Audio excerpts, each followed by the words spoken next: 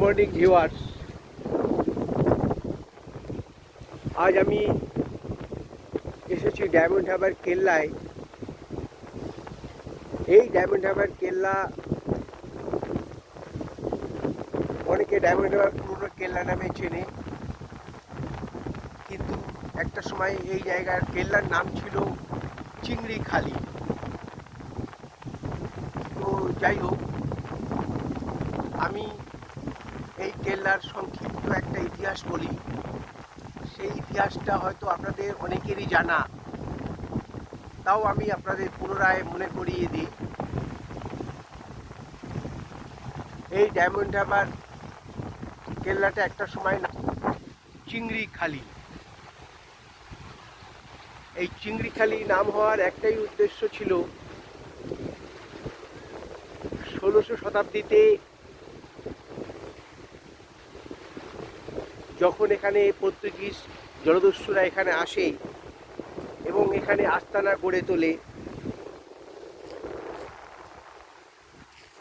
তখনই এখানে এই নদীতেই প্রচুর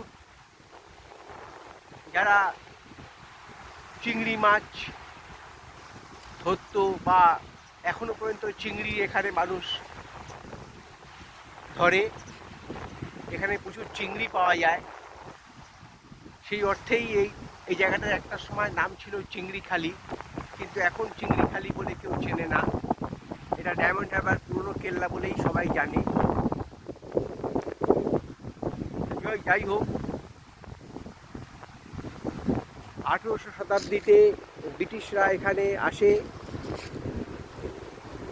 এবং তারা এখানে একটা বৃহৎ কেল্লা গড়ে তোলে। ইস্ট ইন্ডিয়া কোম্পানি এখান থেকে তারা নিজেদের ব্যবসা পরিচালনা করত, সেই জন্য এখানে একটা লাইট হাউস ছিল এবং অনেক বড় বড় বিল্ডিং এখানে দেখা যেত। সেই বিল্ডিং আজ কিছুই নেই। একটা সময় এখানে বহু কামান রাখা ছিল, সেই কামান আমরা দেখেছি। এখানে একটা বড় লাইট হাউস ছিল, সেই লাইট হাউসের নিদর্শন এখনও আছে। এই যে বিস্তৃত জায়গা দেখতে পাচ্ছেন আপনারা নদীর ধার বরাবর,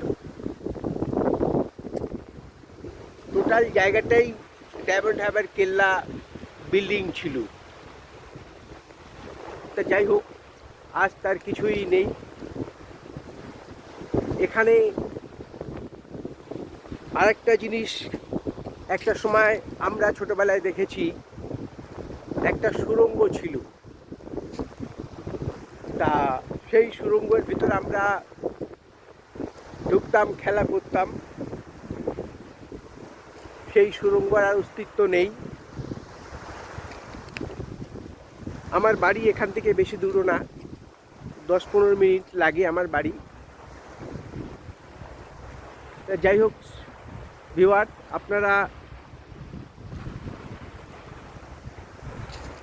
আপনাদের কাছে অনুরোধ, আপনারা এই ভিডিওটাকে আপনারা শেয়ার করবেন, লাইক করবেন।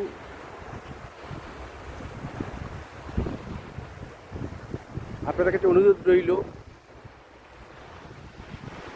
এই হলো ডায়মন্ড হারবারের ছোট্ট ইতিহাস।